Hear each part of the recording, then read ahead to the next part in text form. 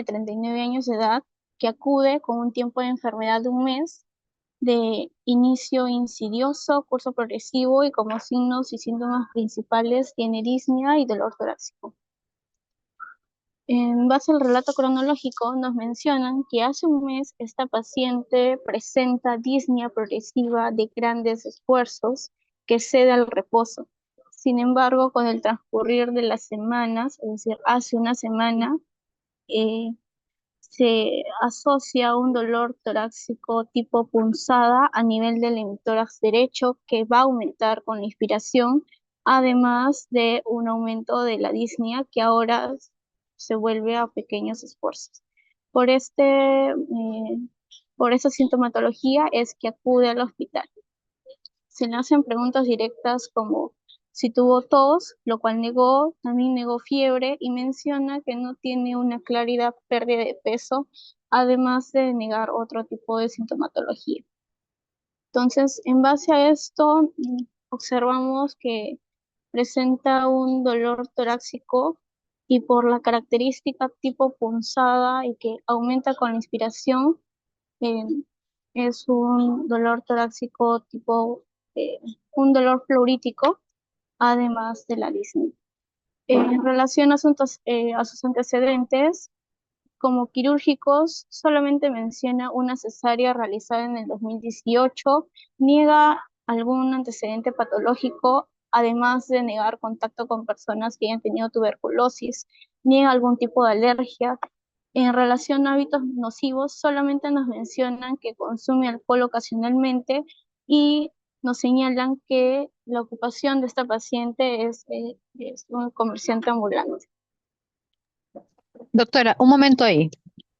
Sí, La primera diapositiva.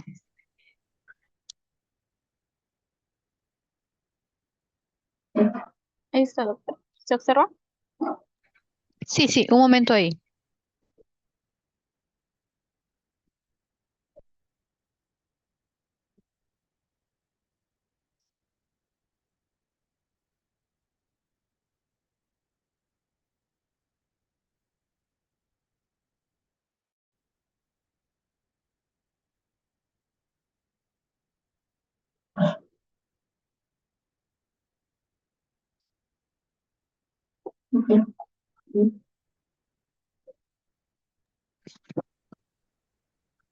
Grupo 1.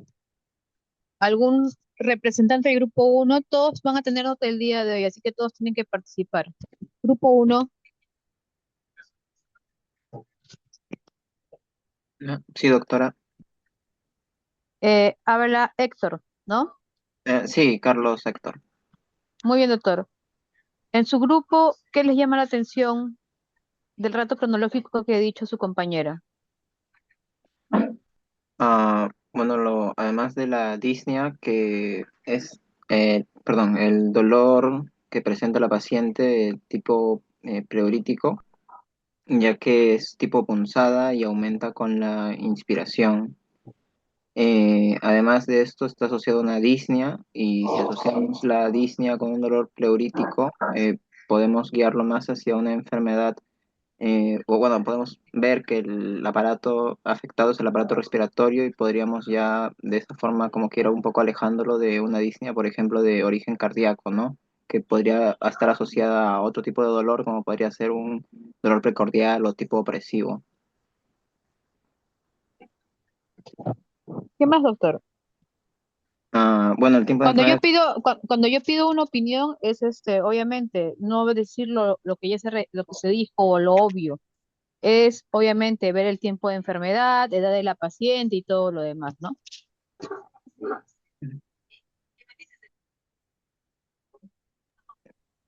Algo más que tenga que, ¿cómo se llama? Sumar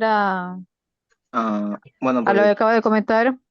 por el tiempo de enfermedad no sería una enfermedad de inicio agudo, que quizás podemos sospechar de alguna infección que puede debutar de manera aguda, sino algo un poco más insidioso, perdón, crónico, porque ya se va para los meses.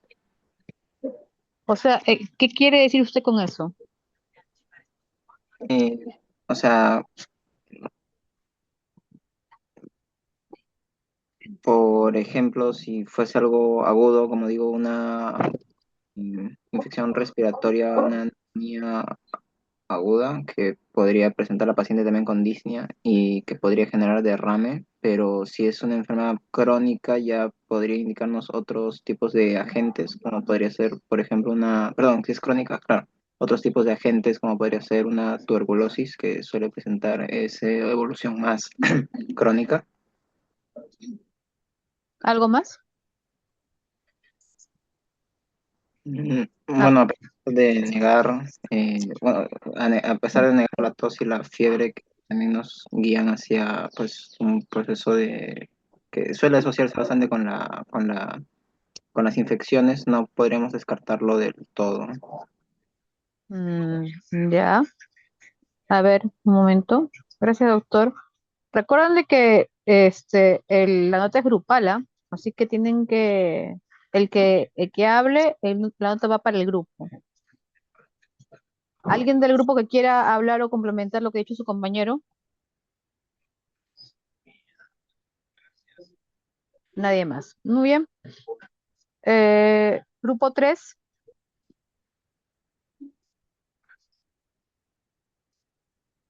Grupo 3, doctores.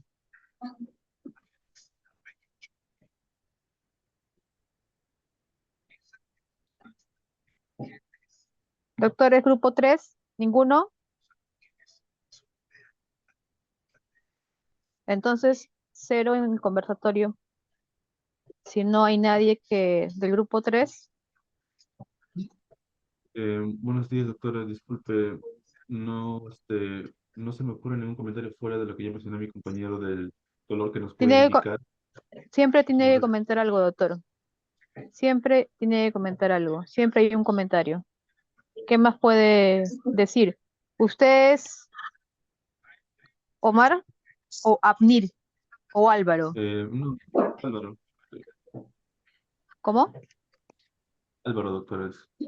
Ya, Doctora, yo soy Omar. A mí me parece curioso que se ya dice que el ver, tiempo de enfermedades es un mes, pero el ya, paciente espera como unas 3 semanas recién para poder acudir al hospital, claro, porque aumenta la disnea, claro, pero no menciona en qué claro. tiempo o cómo fue esa variación. Tal Ok. vez que lo hubieran detallado más en el relato. Por eso, o sea, a eso yo voy. Siempre hay algo que comentar. Siempre. Bien, esa es una buena observación, ¿no? Llama la atención. En primer lugar, llama la atención que es una enfermedad crónica, ¿no? Lleva un mes. Y llama mucho más la atención que sea una enfermedad crónica en una paciente joven. Siendo una paciente joven con este tiempo de evolución, ya comienzo a pensar determinadas etiologías y descarto otras etiologías. Lo que no quiere decir de que no puedan ser, ¿cómo se llama? Esas enfermedades, pero ya hay ciertas enfermedades que son más frecuentes en este grupo etario. Entonces, todo tipo de comentario comienza. Es una enfermedad que es una enfermedad de inicio insidioso y curso progresivo. Eso es lo que llama la atención. Es una enfermedad crónica. Y como acaba de mencionar su compañero, es una enfermedad que a la paciente aparentemente no le generaba mayor problema en sus actividades básicas, ni siquiera le daba mayor importancia hasta hace una semana, ¿no? Donde se suma dolor torácico y su disnea aumenta, motivo por el cual decide acudir recién al hospital, ¿no? Entonces, son cosas importantes y aparentemente este cuadro clínico no se acompañaba de otro tipo de sintomatología. ¿Su nombre es Omar, no, doctor? Sí, doctora, del grupo 3. Muy bien, doctor. Listo. Bien. Doctora, la expositora, continúe, por favor.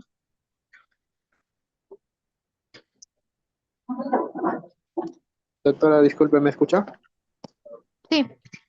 ¿Quién está hablando? Ok, yo, Daniel Conti, del Ya, grupo, el listo. depósito. Ya, listo, doctor. Ya, ok, doctora. Por favor, A mí me to- si va a hablar usted, entonces que Aleisa, silencia el micrófono, por favor. Ah, doctora, no puedo silenciarlo o voy a entrar con otra, voy a dejar compartir y voy a entrar con otro celular. Ahorita No, lo no, no, silencio. no, no. Ya, bueno, si no puede Sí, silenciarlo, no, no voy importa. a dejar la pantalla, pero voy a entrar con otro celular para hablar. Ya, listo. Muy bien. Muy bien. Mm, y ahora sí creo, ¿no? ¿Se ve? ¿Se ve la pantalla, verdad? Sí, se ve. Ok. eh, ok. En esta parte nos toca analizar, ¿no? El examen físico, como se ven los datos en, en la pantalla. Eh, en este caso, podemos decir, ¿no? De forma general que el paciente se encuentra, ¿no? Con su presión ligeramente disminuida, ¿no? Pero según el dato se visto está dentro de los valores normales, podemos decir que en general el paciente muestra signos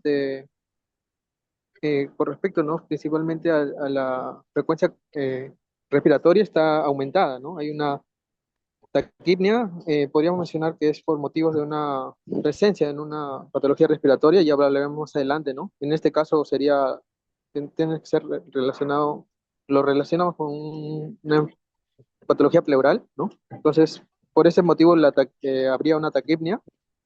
Y con Doctor, respecto a los demás, doctor. Primero, o sea, hay que relajarnos un poquito. Todavía no estoy hablando de patologías. Lo que se tiene que hacer es eso, es la interpretación de funciones vitales. Nada más. Es lo único. ya. El paciente Continuemos. se encuentra hemodinámicamente estable, ¿no? Todos los datos que hemos analizado se encuentran dentro de los valores normales, ¿no? Entonces, no hay alguna alteración, no se encuentra, exceptuando, ¿no? Como digo, la de la frecuencia cardíaca, ¿no? Perdón, respiratoria, que se encuentra 24 por minuto. Eso sería el único dato que estaría fuera de los rangos normales. Y con respecto al peso talla, hemos sacado el IMC y se encuentra dentro de los rangos también normales, entonces nos indicaría eh, un buen pronóstico para el paciente. Siguiente, tenemos el examen regional. Al aspecto general, el paciente se encuentra en un regular estado general, ¿no? Como se menciona. Y al examen regional, ya más dirigido en el aspecto de los tórax y pulmones, el paciente a la auscultación se encuentra que el murmullo vesicular se encuentra abolido en los 2/3 inferiores del hemitórax derecho. Con la presencia de egofonía, ¿no? Que sería el cambio de sonido, ¿no? Una E se puede escuchar como una A, y sin ruidos agregados, ¿no? Eso es algo muy importante que debemos analizar. No tiene otros ruidos agregados a la auscultación. Y por último nos menciona que el resto de exámenes físicos sin hallazgo de interés, ¿no? Es decir, no en sistema cardiovascular, en otros sistemas no se encuentran otras alteraciones de interés, ¿no?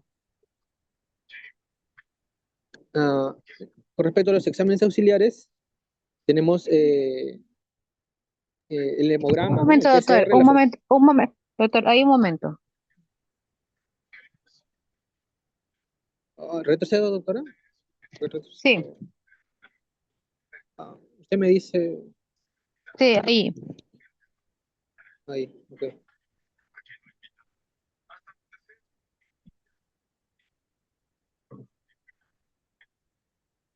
A ver. Grupo 4. Sí, doctora, buenos días. ¿Quién habla? Valeria. Ah, perdón, Erika, Erika, vale. Erika. Erika Navarro, sí. Doctora, ¿qué comentario tienen como ustedes como grupo del examen físico del paciente? Con respecto al examen físico, si bien es cierto, los datos de la ocultación nos ayudan bastante para poder determinar entre qué síndromes estamos, no contamos con los datos de inspección, ni de palpación, ni de percusión, que también se... ¿Me escucha? ¿Se me escucha? Sí, te estoy escuchando. Ya, como le seguía diciendo, si bien es cierto, los datos auscultatorios son muy importantes, nos relacionan aún más que todo un síndrome pleural o atelectásico. También sería bueno, o en nuestro caso lo consideramos importante también que se consideren los puntos como inspección, palpación y percusión, ya que de esa manera también podríamos un poco dilucidar qué tipo de síndrome estamos observando en nuestra paciente. Ahí va mi punto, doctora. ¿Qué encontraría usted en un síndrome atelectásico en la inspección? En un síndrome atelectásico podríamos encontrar retracción del hemitórax. A inspección me dijo, ¿no, doctora? Sí, inspección. Sí, podríamos encontrar, como le digo, una retracción del hemitórax o quizás no encontrar a simple vista nada, pero para poder dilucidarlo, como le digo, con el síndrome pleural podríamos encontrar en el caso de un síndrome pleural aumentado o, perdón, Primero, avanzado, un doctora, síndrome, aumento. doctora, síndrome atelectásico. ¿Qué ves en la inspección? Retracción del Aparte, hemitórax ¿qué o más, doctora? mm, en algunos casos no podemos, no se observa nada quizás a la inspección. ¿Qué más? Aparte de eso, ¿qué más? ¿Qué más Mm, puedes ver? con respecto a la inspección de la telectasia, mm, Claro. de- bueno, lo que yo tenía entendido era retracción, quizás el uso de músculos accesorios en casos graves, en caso del... Por eso, doctora, o sea, tiene que decirme todo lo que se puede ver en la Ah, inspección en en un general, paciente. así.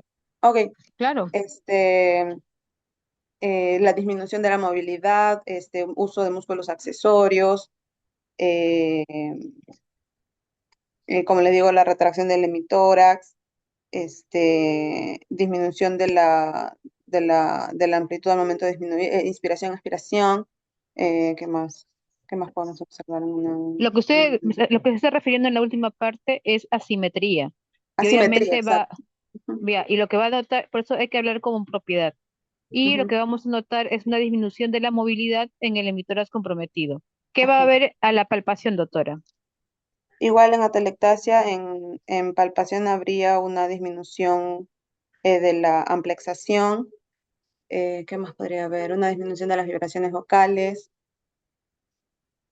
sobre todo eso, creo.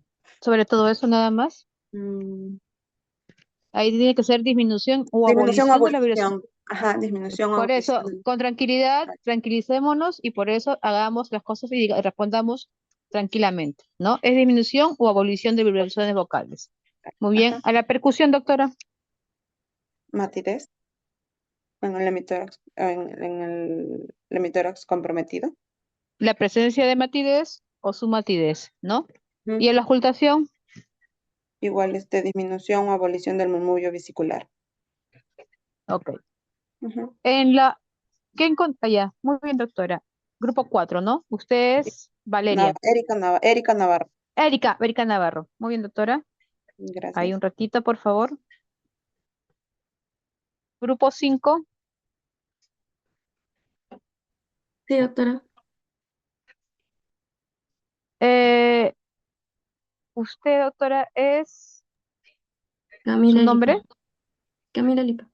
Muy bien.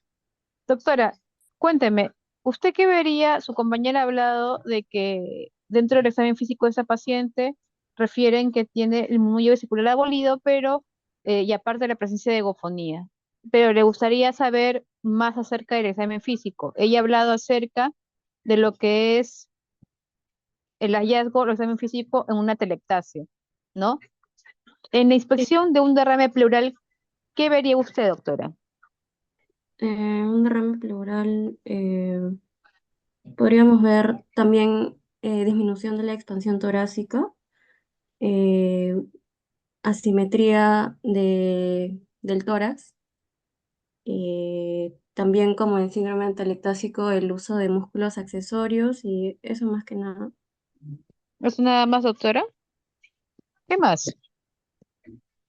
Mm,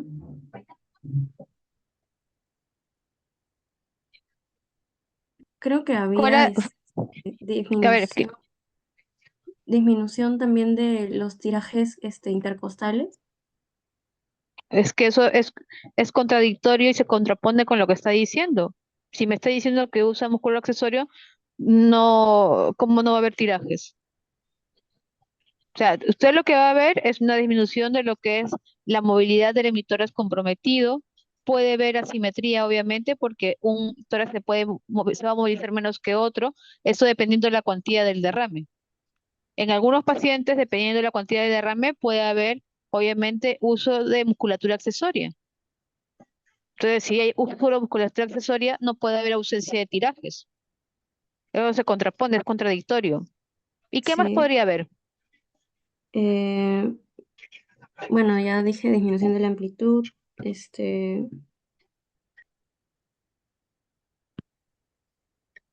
¿Qué más? Algo evidente. ¿Alguien del grupo? ¿Puede haber Sí, abovedamiento también? doctora. Ustedes, Cris Monaico. a ver, doctora, ¿qué más podría haber en la inspección en un derrame pleural?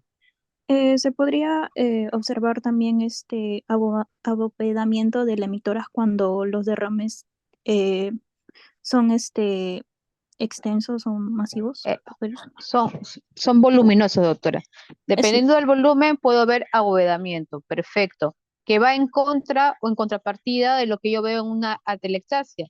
Esa retracción que hablaron de que se puede ver en el hemitórax, obviamente se puede ver, ¿no? En atelectasias masivas, no en atelectasias pequeñas, ¿no? Si una atelectasia es masiva, podría verse algún tipo de retracción y todo lo demás. Pero, obviamente, en la inspección de un derrame, si el derrame es cuantioso, puedo ver abovedamiento de lo que es el emitórax afectado. Muy bien, doctora. A la palpación, ¿qué nota usted? ¿Qué vería? ¿Qué encontraría? Eh, en la palpación podríamos, bueno, habría una ampliación disminuida. ¿Ya? También habría una disminución o una abolición de las vibraciones vocales. ¿Ya? En la Em, percusión, doctora, en la percusión encontraríamos una matidez, pero que se va a caracterizar por ser desplazable.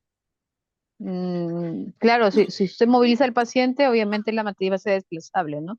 ¿Qué más? Em, Eso es en la percusión. ¿Y a la auscultación?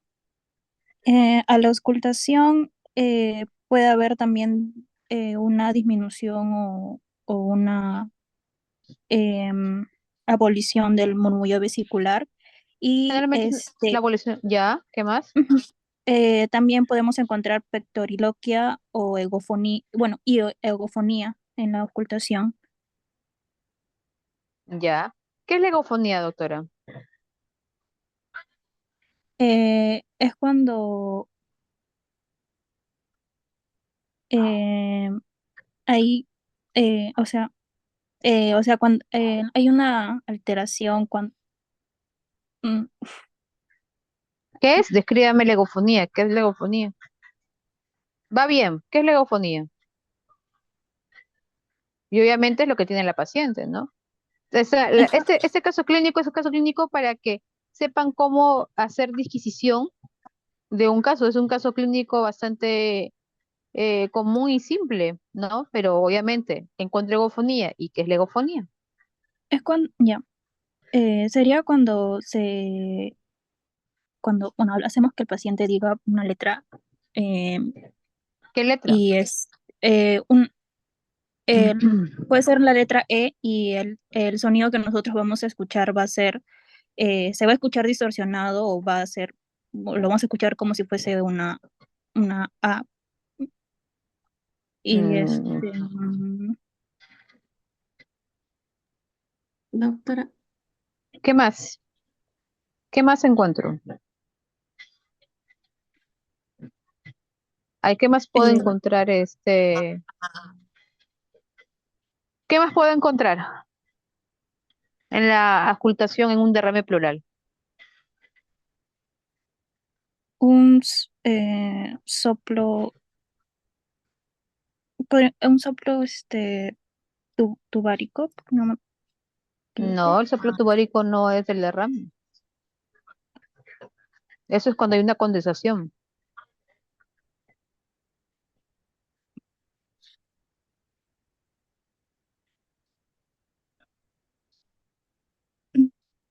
¿Mm? Un soplo pleurítico, entonces. ¿Qué más se puede encontrar, doctora? Aparte de la egofonía. La egofonía, doctora, es la voz en cabra, ¿no? La voz en cabra. Cuando usted al paciente le pide que diga alguna frase, alguna palabra, va a escuchar es una modificación de la voz transmitida, ¿no? Que es de tipo estridente, a veces aguda, ¿no? Y obviamente es de carácter tembloroso al momento de pedir al paciente que hable. Vamos a escuchar, por eso, la clásica voz en cabra, ¿no? ¿Y qué te indica la presencia de egofonía en un derrame? ¿De qué te habla? Si escucho egofonía en un derrame pleural, ¿qué me indica eso? Aparte de que hay derrame, ¿no? ¿Qué indicaría?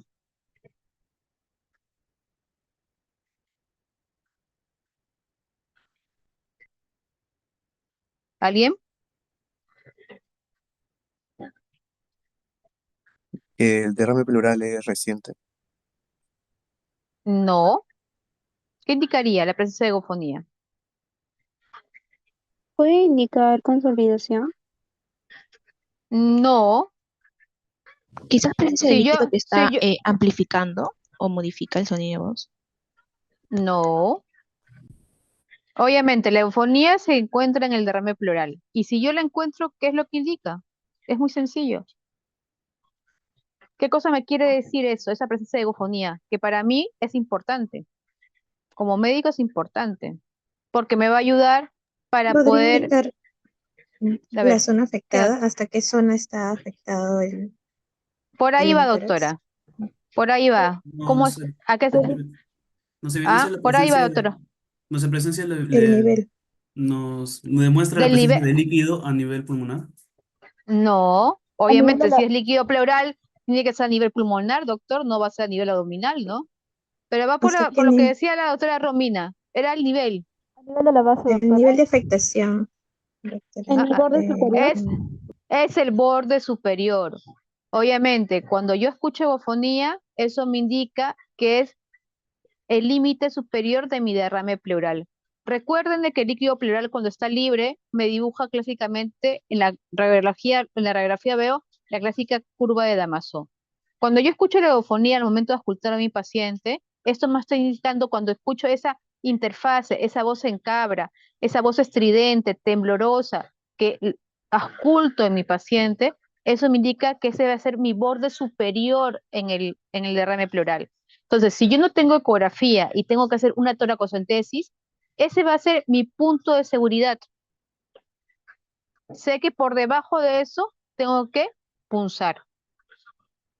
Obviamente no voy a ir por encima de eso, ¿no? Eso indica mi borde superior. Y obviamente la egofonía generalmente va a estar presente cuando hay líquido libre, ¿no? Ahora, si hay otro tipo de patología o alteración en el parénquima que no me permita eso, es otra cosa, ¿no? Recuerden que también si estoy frente a un derrame que es consecuencia de una neumonía, obviamente voy a tener hallazgos semiológicos tanto de derrame pleural como de neumonía, un síndrome de consolidación o condensación, como quieran llamarle.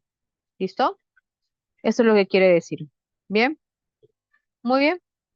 Los expositores, antes de hablar de exámenes auxiliares, pasen al diagnóstico sindrómico, por favor. Porque primero, antes de exámenes auxiliares, se diagnóstico sindrómico. Ahí vamos a leer el diagnóstico sindrómico, hablen de diagnóstico sindrómico y pasemos a exámenes auxiliares, por favor. Está bien, doctora. En Muy bien. relación al principal síndrome clínico del caso, como lo mencionaron compañeros, es el síndrome de derrame pleural, porque la paciente presenta una taquipnia. También en el examen pulmonar se hace el hallazgo de la abolición del murmullo vesicular en los 2/3 inferiores del hemisferio derecho y la presencia de egofonía o voz de cabra, además de la clínica que ya presenta el paciente como la disnea progresiva que va de grandes esfuerzos y con el pasar de las semanas se agrava hasta pequeños esfuerzos. Además del dolor torácico tipo punzada, que este va a empeorar con la inspiración. Ya. Recuerden de que dentro de los síndromes pleuroparenquimales tenemos los síndromes parenquimales y pleurales. Correspondería a un síndrome pleural. Y dentro de los síndromes pleurales tenemos el síndrome de derrame pleural, ¿no? Listo. Muy bien. ¿Algún otro síndrome aparte de ese? Eh, no, doctora. Habíamos pensado con mis compañeros en un posible síndrome de insuficiencia respiratoria, pero la saturación está No. correcta. Por eso lo No, descartamos, porque la saturación está correcta y entre otras sintomatologías.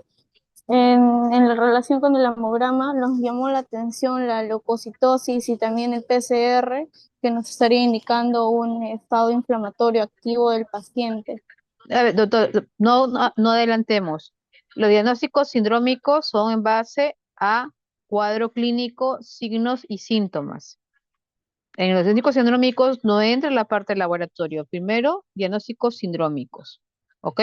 Luego, el laboratorio, las pruebas de laboratorio, las pruebas auxiliares van a servir para confirmar mi sospecha diagnóstica. ¿Ok? ¿Listo? Sí, Eso doctora. es así. Y recuerden que el síndrome de insuficiencia respiratoria como tal no está establecido. Insuficiencia respiratoria es un diagnóstico gasométrico, que ya hemos visto. Es un diagnóstico gasométrico. ¿Listo? Bueno, Sí, doctora, solo sería entonces, este síndrome. ok, Sí, un síndrome, ¿cómo se llama? Pleural, y dentro de los síndromes pleurales tenemos un síndrome de derrame pleural. Muy bien. Un momento, un momento, doctora, por favor, no mueva la diapositiva un ratito, ¿ya? Ahí, quédese. A ver.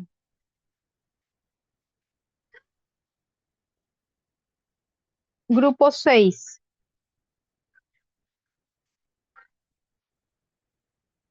Grupo Sí, 6. doctora.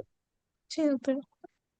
Muy bien. A ver, doctores, dentro de los síndromes eh, pleurales, aparte del síndrome de derrame pleural, ¿qué otros síndromes tenemos? Existe lo que también es el neumotórax, eh, Ya. el, el kilotórax, Doctor, el y quilotórax no es... No, no, no, no, no, no, no, no, no, no, no, no. El quilotórax no entra dentro de los síndromes pleurales. Estamos hablando de diagnóstico semiológico. El kilotórax no entra dentro de los síndromes pleurales, doctor. Estoy de acuerdo. Derrame pleural, neumotórax. ¿Cuál es el otro? este, también existe lo que es el mesotelioma. No, doctor. Esos son ya diagnósticos de patologías pleurales. Estamos hablando de diagnósticos sindrómicos. Dentro del síndrome pleural está el síndrome de derrame pleural, está el síndrome de neumotórax. ¿Cuál es el otro? Falta uno. Falta uno, doctores. ¿Cuál es? Grupo 6, ¿algún otro integrante? Atelectásico. ¿Cómo van a ser atelectásicos, doctores? Este es a nivel pleural. Atelectásicos no. Eso entra dentro de los síndromes parenquimales. El síndrome de fibrosis pleural, doctora. No existe síndrome de fibrosis pleural, doctor. Renzo, ¿Podría ser Renzo, te escucho. hidrotórax? No podría ser, doctor. Y no es hidrotórax, es hidroneumotórax, Neumotórax, doctor. perdón. Y hidroneumotórax. Tenemos síndrome pleural de derrame pleural. Dentro de los síndromes pleurales tenemos síndrome de derrame pleural, síndrome de neumotórax y síndrome de hidroneumotórax. Y dependiendo de la literatura que revisen, algunos hablan de otro tipo de síndromes, pero principalmente son tres. Son tres. Dentro de los síndromes pleurales, síndrome de neumotórax, síndrome de derrame pleural y lo que es el hidroneumotórax. Hablando de hidroneumotórax, ¿qué es hidroneumotórax? La presencia de líquido y aire dentro de la cavidad pleural. ¿Ya? ¿Y cómo se visualiza en una placa? ¿Qué veo? Hay a niveles hidroaéreos, que hay una parte que está radiolúcida y debajo, o claro, debajo puede estar radio opaca. Mm, entonces vemos que en lugar de ver la clásica curva de Damasó, voy a ver una línea horizontalizada, ¿no? Y eso me indica la presencia de aire y aparte líquido de la cavidad pleural. ¿Bien? Listo. Sí. Muy bien. Muy bien. Estoy grupo Expositores, 9. nuevamente. Listo. Pasemos a exámenes auxiliares, doctores. Doctora. Tenemos el examen auxiliar donde se nos solicitó, bueno, se nos brinda, ¿no? El hemograma, el PCR, funciones hepáticas y el DHL, ¿no? Ya, Eh, interpretación, vamos. Tenemos los leucocitos y neutrófilos elevados, ¿no? Los que nos indicaría un proceso inflamatorio. El Doctor, ¿cómo PCR se está? encuentra... Doctor. No me hable de leucocitos ni neutrófilos elevados. ¿Cuáles son los términos laboratoriales? Si hay alteración de leucocitos, ¿cómo se llama eso? Ok, con propiedad. Leucocitosis, Asociado a, perdón, a un proceso, asociado a qué? disculpe, un proceso inflamatorio, Doctor, ¿no? leucocitosis con qué? En su hemograma, doctor, no me hable de proceso inflamatorio. ¿Qué hay en su hemograma? Está viendo ahí. ¿Hay leucocitosis con qué? ¿Qué más hay en el hemograma? Predominio de neutrófilos. Con neutrofilia, doctor. ¿Qué más hay? Claro. Los linfopenia, ¿no? Linfopenia leve. Hay linfopenia. ¿No? Ya. Y con respecto a la hemoglobina, hemos buscado en la literatura, estaría dentro de los rangos normales, hemos encontrado de 11.9 a 16, ¿no? Entonces, No, estaría dentro de doctor. los rangos normales. No sé qué literatura han revisado ustedes. Según un rango laboratorial, ese paciente estaba con anemia leve. Este laboratorio el Claro. laboratorio, son las pruebas de laboratorio y cada laboratorio tiene su rango, pero eso ya es una anemia leve, doctor. ¿Bien? Listo. Bueno, en ¿Qué este más? caso, el hematocrito también estaría considerado, ¿no? Ligeramente bajo, ¿no? Sería entonces una anemia leve, ¿no? Con respecto a los datos.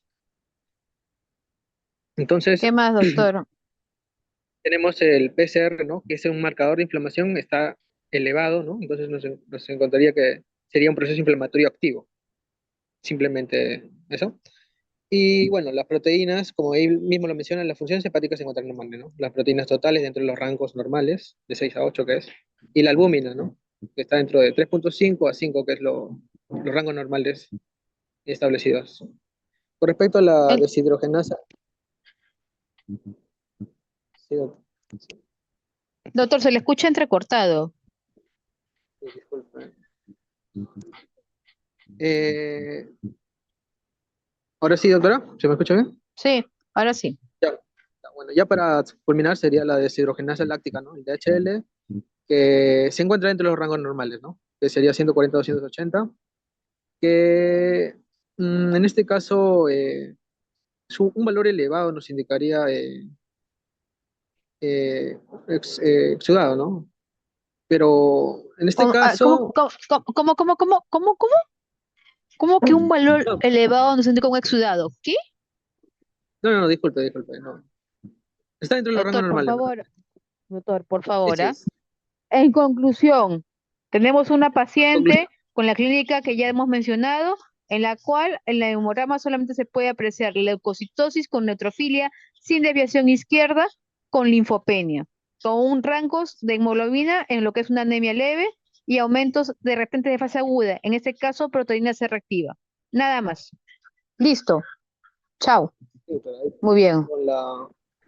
Continúe. La paciente se le realizó una paracentesis, obteniendo líquido de color amarillo citrino. Se escucha, el objeto de doctora, se escucha con interferencias, por favor. No sé de dónde, si está Ahora hablando sí me del... escucha bien, doctora. Mejor, sí.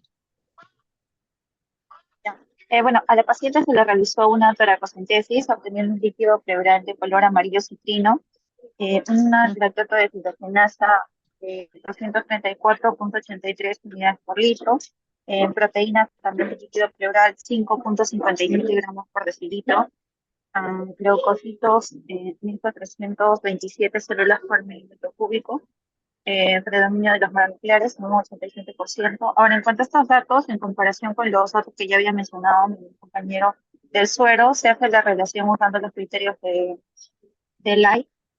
Bueno, se realiza una relación entre las proteínas del líquido pleural y del suero, teniendo un 0,8, que observamos que es mayor a 0,5.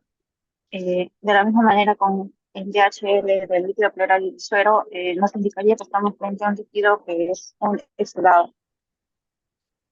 También se le pidió la adenosina tricolinasa con 29 unidades, GRAM y cultivo para gérmenes con resultado negativo, hongos también negativo, BK en puto también ha sido negativos. El cultivo, no, el BK en el líquido pleural también ha sido negativo, sin embargo todavía está pendiente el resultado del cultivo para BK en el puto y en el líquido pleural. También se le ha realizado una biopsia pleural que está pendiente y de la misma manera un año. Ya. Hay un momento, doctora. A ver. No, no, todavía no. Quede ahí. Ahí nada más. ¿Qué comentarios tienen acerca de los resultados del laboratorio?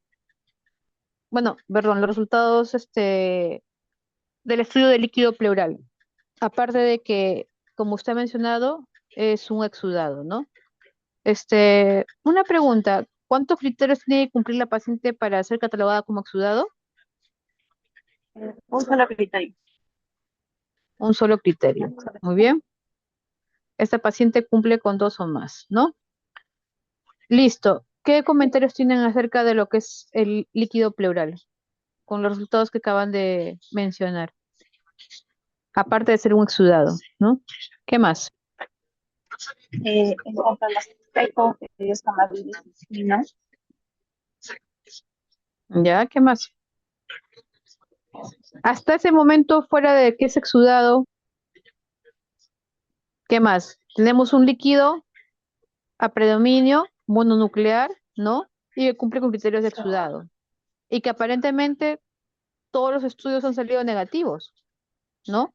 O ya con eso ustedes pueden decir algún tipo de diagnóstico, o todavía. doctora, todavía no se podría definir. Todavía no. Bueno, pero van a hablar de diagnósticos presuntivos. Continúe, doctora. Sí, por favor. Bueno, tenemos la radiología de tórax.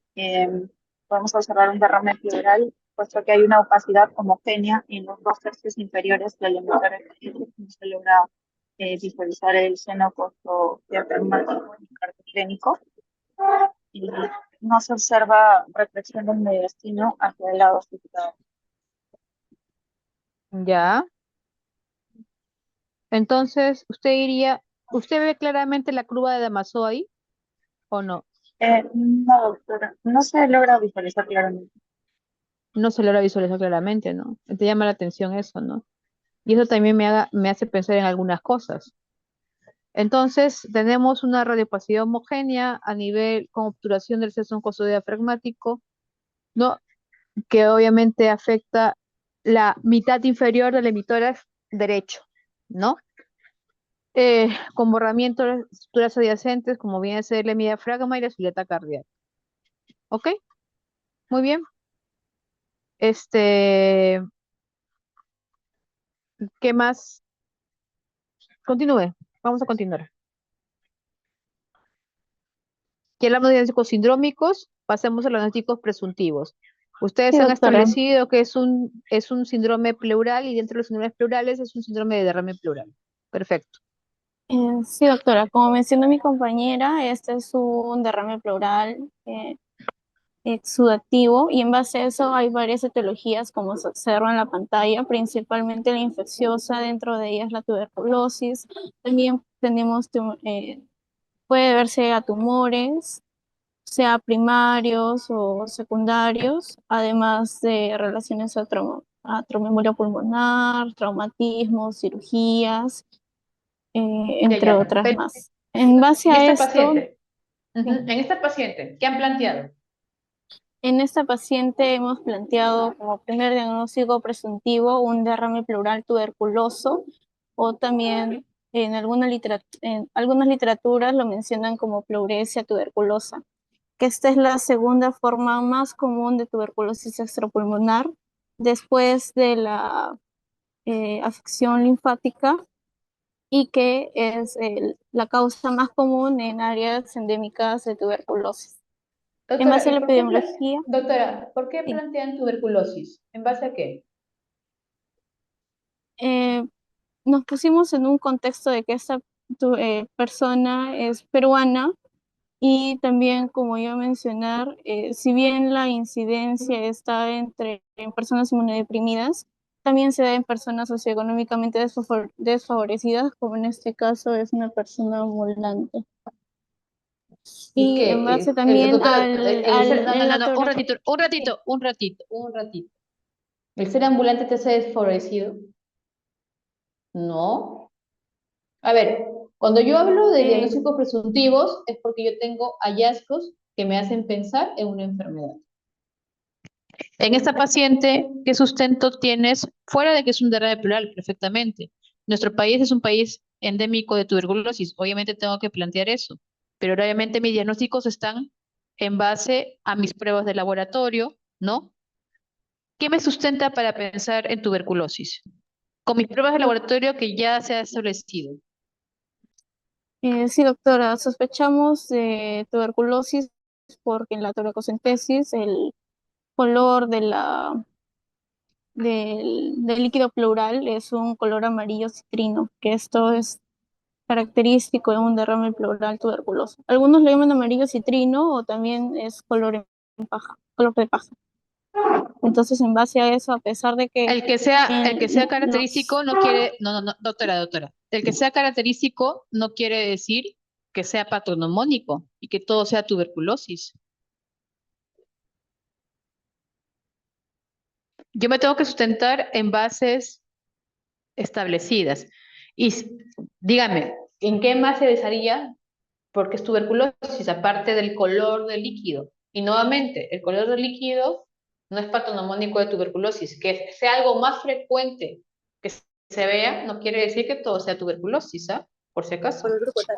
¿En qué Sí, más? ¿En qué doctora. más? También porque en este líquido pleural hay un predominio de monocitos, es decir, predominio linfocitario. Predominio mononuclear, no de monocitos, linfomononucleares. Linfomononucleares, que también es característico. ¿Y solamente por eso? ¿Y el hada?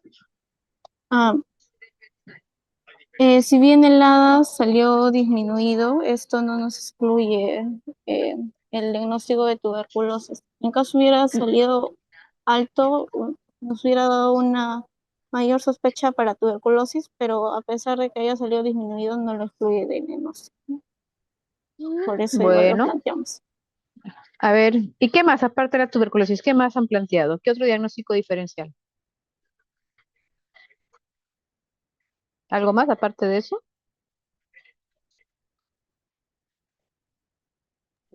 Sí, doctora. Bueno, este ¿En es un qué? cuadrito donde ¿En qué? menciona en ¿En general. qué más han planteado aparte de la tuberculosis? Aparte de la tuberculosis, hemos planteado el derrame pleural maligno, ¿no? Secundaria neoplasia. Maligno. A ver, ¿por qué maligno? Doctor, se le escucha con muchas interferencias. No sé si está en la calle, no sé dónde está, pero se escucha con mucha interferencia. Se escucha horrible. Ahora, ¿me escucha? Disculpe. ¿Sí? Ahora sí. Sí. En cuanto a por qué hemos planteado el derrame pleural maligno, la clínica, ¿no? Nos acompañó en este primer caso de la clínica, la disnea progresiva, el dolor torácico, ¿no? ¿La disnea progresiva y el dolor torácico me hace pensar en malignidad? No, eso me hace pensar en derrame, y es una enfermedad crónica. ¿Por qué malignidad? El hallazgo de... Doctor, se lo escucha horrible, no sé, hay mucha interferencia en su audio.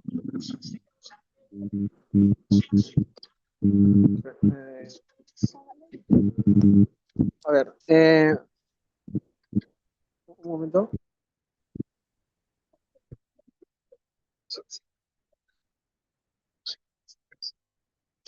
Ahora sí, doctora. Ahora mejor, doctor. O igual. Ya, ok. No, mejor. En este caso, La presencia de inflamación, cuando habíamos visto, podría ser neoplásico, ¿no? Evidentemente, o sea, la elevación de los leucocitos, el PCR, también podría indicarnos proceso inflamatorio, pero también sería procesos neoplásicos. Doctores, para plantear mis diagnósticos presuntivos, no solamente me baso en laboratorio, para eso tengo historia clínica. Dentro de la historia clínica tengo que ver grupo etario, examen físico. Yo no me baso solamente en exámenes de laboratorio. Este paciente, ¿qué tiene para pensar en un derrame neoplásico? Derrame de origen de maligno. Y si fuera de origen maligno, ¿a qué se debe? ¿Secundario a qué? ¿Metástasis? ¿Primario? Se refiere, claro, ¿se refiere a lo general o bueno, No, en esta paciente, doctor, estamos hablando de esa paciente, el diagnóstico en esta paciente.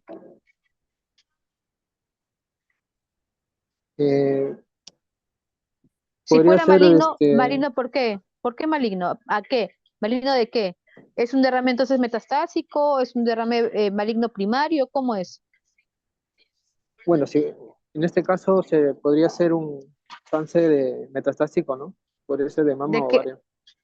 Mamá ovario. La doctor. ¿Y así? 39 años.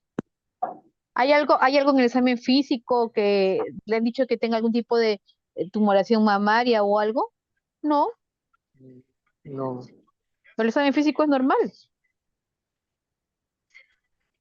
A ver, grupo 7. Grupo 7. ¿Grupo 7 no está? Sí, doctora, estamos presentes. Muy bien. ¿Ustedes qué han planteado como diagnóstico presuntivo, doctor?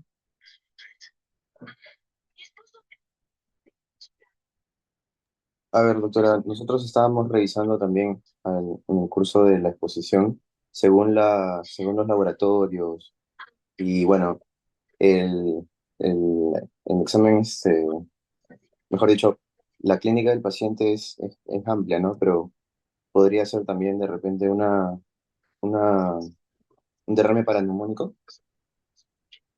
Doctor, ¿ustedes han revisado el tema o el conversatorio?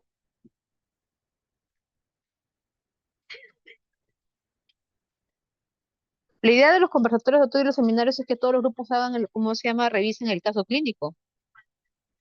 ¿Derrame paraneumónico? ¿Por qué derrame paraneumónico, doctor?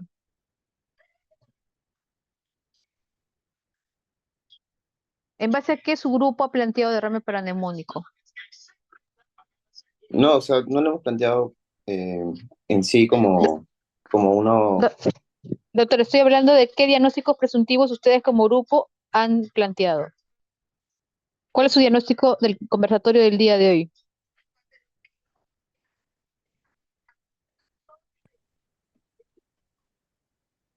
Es que estábamos pensando también, doctora, en la tuberculosis pleural.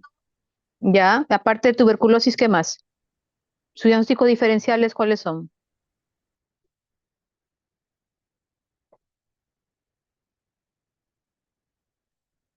Ya, puede ser tuberculosis, pero tiene que haber algo más. ¿Cuál es el diagnóstico diferencial? En esta paciente.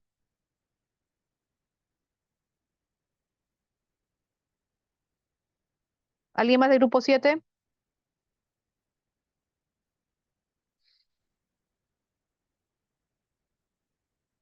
Gonzalo, Mantari. Presente, doctora. Sí. ¿Qué más han planteado ustedes como diagnóstico diferencial? Bueno, Aparte de eh, TBC. bueno, aparte de las ya planteadas, según revisando bibliografía y cursos anteriores, di- eh, según lo he encontrado, también si se trata de un hemitórax derecho, porque el derrame está en el lado derecho, también podría deberse a una insuficiencia cardíaca, según la bibliografía. Doctor, estoy hablando de esta Pero paciente, doctor, de esta paciente, en esta paciente. Diagnóstico diferencial en este caso clínico. ¿Qué falla cardíaca? El paciente tiene 39 años. ¿Es hipertensa? No. ¿Es diabética? No. No tiene ninguna nada de cardiopatía. ¿Cómo hace falla cardíaca? Doctora, disculpe, A ver, dígame. al grupo, bueno, nos falta un diagnóstico, un posible diagnóstico. ¿Lo puedo mencionar ahorita o...? A ver, un ratito, posible porfis. planteamiento de diagnóstico. No, tú Aún ya tenemos. estás fuera ahorita. No, espérate, todavía no, estoy aquí con los otros grupos. Espérate un momento. Ok. Grupo 7, ¿alguien más?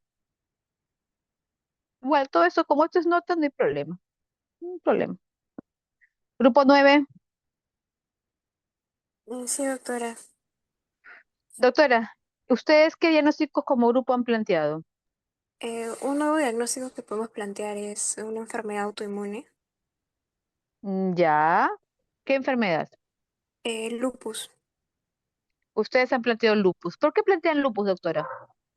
Por el derrame pleural, además, al examen o sea, es unilateral. Al examen nada Ya, resultó normal, entonces podemos descartar TB y podemos enfocarnos ya, por el autoinmune. ya. Entonces ustedes plantean lupus. ¿Y qué le pedirían para el lupus usted, doctora? ¿Qué le pedirían a este paciente como Una, prueba? una anti-DNA de doble cadena o un Este paciente anti-SNI. está, primero vamos con lo que es los anticuerpos antinucleares y dependiendo del patrón que se presente en el ANA, perdimos el perfil ENA, ¿no? Que entra dentro de todo lo que es el anti-DNA y todo el perfil ENA correspondiente, ¿no? Y otro diagnóstico aparte de eso, aparte del lupus, ¿qué más? Como diagnóstico diferencial,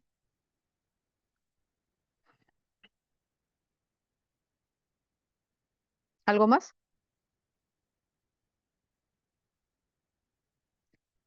Doctores, dentro de los diagnósticos, cuando planteemos un conversatorio, tenemos que tener en cuenta grupo etario del paciente, historia clínica, examen físico, pruebas de laboratorio. Es todo un conjunto, doctores. ¿Bien? No se dicen diagnósticos por decir. ¿Cómo me van a hablar de falla cardíaca en una paciente de 39 años? Sin antecedente de hipertensión, no es paciente cardiópata, no es diabética, no es nada. Ni siquiera se ve cardiomegalia en la radiografía de tórax. Todo tiene un sentido, todo tiene un sentido. El conversatorio es para eso, para aprender a la disquisición clínica. Pero si no leen el conversatorio, o sea, ¿qué disquisición pueden realizar? Obviamente, si estoy frente, mi grupo etario es una paciente mujer, paciente joven,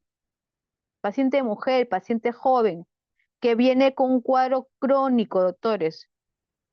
Tiene un poco más de un mes de enfermedad. Que hemos llegado a la conclusión por las pruebas de laboratorio, las pruebas de imágenes, que estamos frente a un derrame pleural.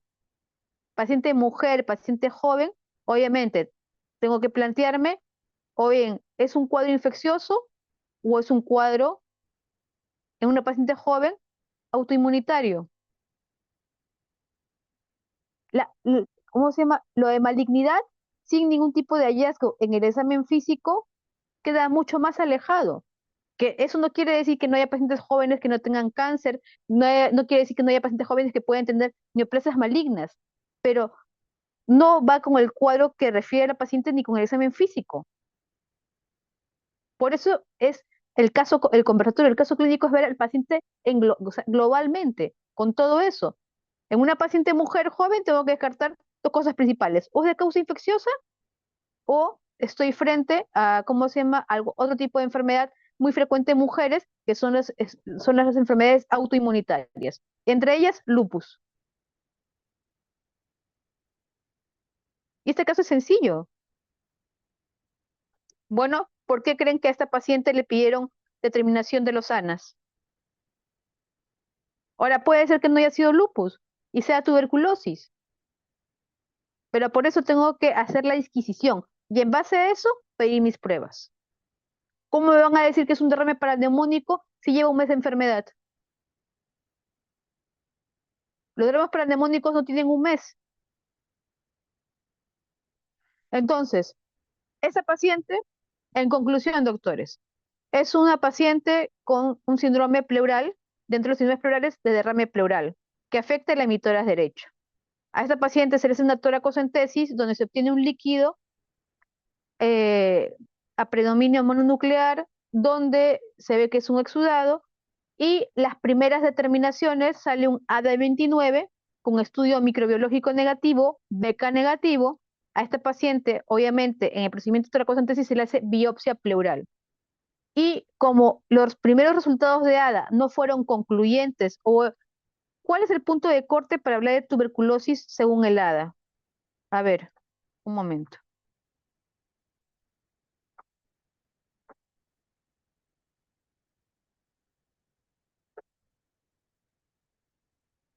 Grupo 4. 35, doctora. Por encima de 35. Esta paciente está en 29. Bien. Ya hemos mencionado en clase, en los primeros estadios de tuberculosis, los valores de ADA pueden ser normales o con tendencia a la normalidad. Es por eso de que si yo vuelvo a repetir, probablemente, inclusive el ADA puede verse afectado en su lectura porque hubo un retardo en lo que viene a ser llevar la muestra al laboratorio y procesar la muestra.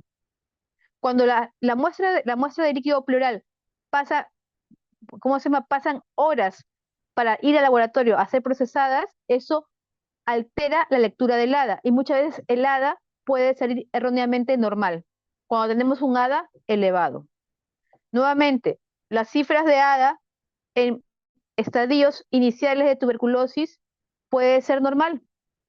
Si yo vuelvo a repetir una nueva toracocentesis, encuentro mi ADA por encima de 35. ¿Qué es lo que pasó con esta paciente?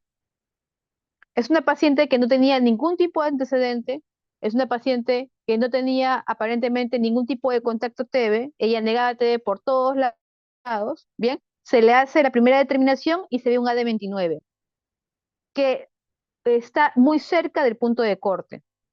Entonces, a pesar de ello, se tuvo que plantear diagnósticos diferenciales. Obviamente, estoy frente a una paciente mujer que tiene un exudado y todo lo demás, hay que descartar lupus, una enfermedad autoinmune. Para eso se le pidió los estudios de ANA antes de lo que es el perfil ENA. Se les pide los estudios de ANA, salen negativos. Se realiza la biopsia pleural y se decide hacer una segunda toracocentesis en la paciente. Se obtienen nuevas muestras de ADA que salen en 46. Se reciben los resultados de biopsia pleural que es compatible con una enfermedad granulomatosa calcificante. Sil-Nielsen positivo. ¿Qué es eso, doctores? Tuberculosis. La paciente, el diagnóstico final es un derrame pleural en emitoras derecho secundario a tuberculosis. Esto es para que ustedes vean, ¿no? De que inicialmente no vas a tener todas las pruebas o herramientas, pero tienes que trabajar y tienes que pedir todo lo necesario para llegar al diagnóstico. Eso pasó en esta paciente. Una primera determinación de ADA que no fue concluyente. Vamos a una segunda determinación, salieron los valores elevados. Y obviamente, sumados a la biopsia, obviamente llegamos a la conclusión que es una paciente con una TBC pleural. Se le inicia tratamiento específico para TB sensible, la paciente mejora, ya vista ya por consulta externa. Bien, pero no está mal. El planteamiento del grupo 9 está bien. Tengo que pensar lo más común en una paciente mujer a esa edad. Derrame pleural, si no es tuberculosis, ¿qué puede ser? Lupus. Y es así, por eso es que los casos clínicos tienen que ver mucho con el tipo de paciente, grupo etario, examen físico, historia clínica, etcétera, doctores. Muy bien. Bueno, doctores, creo que algo más que quiera comentar el grupo.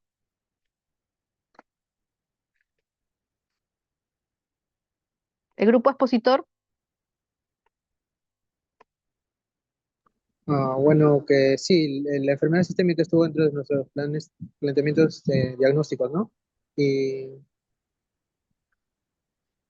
y bueno, mi compañera iba a continuar la siguiente, bueno, esa diapositiva, ¿no? Bueno. ¿Se me escucha bien? Sí. Sí, lo que pasa es que, como yo lo había mencionado, ¿no? Cuando se le dieron los exámenes auxiliares, si bien se dio negativo para, bueno, la mayoría para BK, se estaba esperando el resultado para la biopsia pleural, donde se podía probablemente confirmar la tuberculosis. Bueno, listo. Entonces, si no hay nada más, doctores, no hay ninguna pregunta o duda, damos por concluido el conversatorio del día de hoy. El día lunes tendremos el seminario de hemoptisis, ¿bien? Ese día se escoge el grupo expositor. Todos tienen que preparar la exposición, doctores, por favor. ¿Bien? Muy bien, doctores. Obviamente el grupo 8 no expone, ¿no? Porque el grupo 8 ya expuso el día de hoy. Muy bien, doctores. Creo que sería todo. Si no hay ningún tipo de duda o pregunta, lo dejamos ahí. Buena tarde. Gracias, doctora. Gracias, doctor.